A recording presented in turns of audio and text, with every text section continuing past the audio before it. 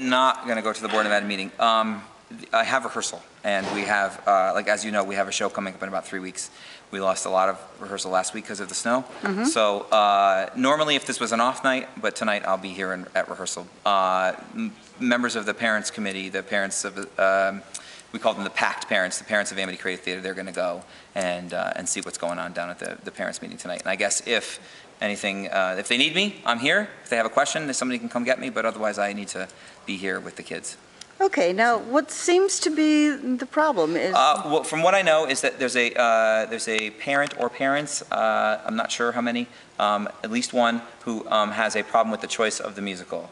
According to other news websites, they said that it's promoting violence and promoting negative things that we shouldn't be promoting here at the high school. So I guess that's their complaint.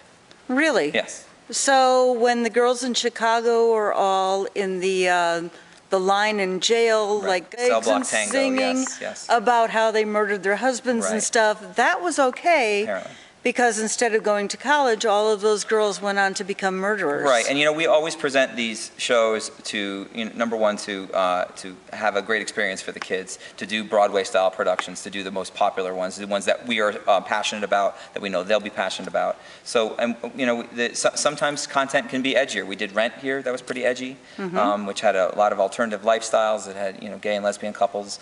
We've done, you know, all kinds of. We did the play 2 years ago about school shootings.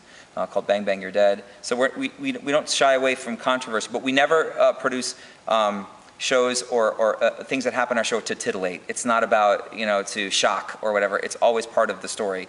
And this particular show is one of the great, all-time great musicals ever written in the history of the world. It's considered by many Stephen Sondheim, who's considered the greatest composer of all time, his greatest work. And it's so complicated, and the music is so beautiful, and the story is so great. So that's the reason we picked it, because it's one of my favorites. It's been one of my favorites since I was little. Came out in the 70s, and I know my wife and I both feel so passionately about the show. We just love it, and the kids love it. And the music is so difficult, and because it's so difficult, the kids are really, really pushing themselves even harder. So that's why we picked. That's why we do these shows. We like to challenge ourselves. We like to challenge them. We like to give them an opportunity to show off their singing ability and their musicality, and that's what this show is really all about. You know? Now, I've gone to the Connecticut High School Musical Awards for the past few years. Right. And every single year, you have somebody doing Sweeney Todd. It's probably. I think the last they have a survey that I participate nationally in, and it ranks the musicals that are done by high schools the top 10.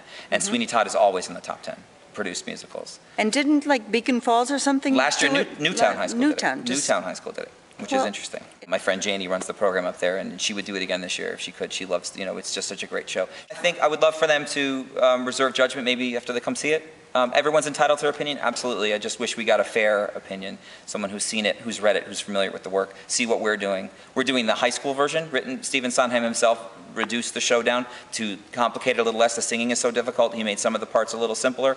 He took out some of there was 2 swears in the original production, those are gone from this production. You know, it's not as violent, it's not as bloody, all those things that happen. So it's definitely the high school version, it's PG all the way. There's nothing shocking. There's not nary a swear word in the whole, you know, even near the show. And you know, it's just one of the great American musicals. It's really a great night out at the theater. It's great escapism. They've been telling this story. It comes from the early 19th century. This is Victorian theater. It's a Victorian story that came from a little detective novel. It's like watching special, you know, Law and Order SVU or any of those shows, you know, that talk about a crime drama. It's one of those. But not visually as bloody, even though it's not. It's not. Even though you have the technology. Sure, which we don't. I mean, we're doing a lot with digital media here. We're doing video and stuff to kind of, we're not spraying blood all over the stage. If you see the Johnny Depp movie, which is not what we're doing the original Broadway production. That was made by Tim Burton, who likes to make horror movies. It's a little darker. It's a little more bloody. That's not what we're doing here. It's not what we're doing here. So, okay. Okay. Well, I look forward to the show. I've gotten tickets for like 4 nights so far. So. And we've got lots of great support from the community. We broke all our records this year with our fundraising efforts, more advertisers than we've ever had. So we definitely have some support from the community. Beautiful. So not only with their ticket sales, but with their ads as well. So, well, terrific. Thank you, Terry.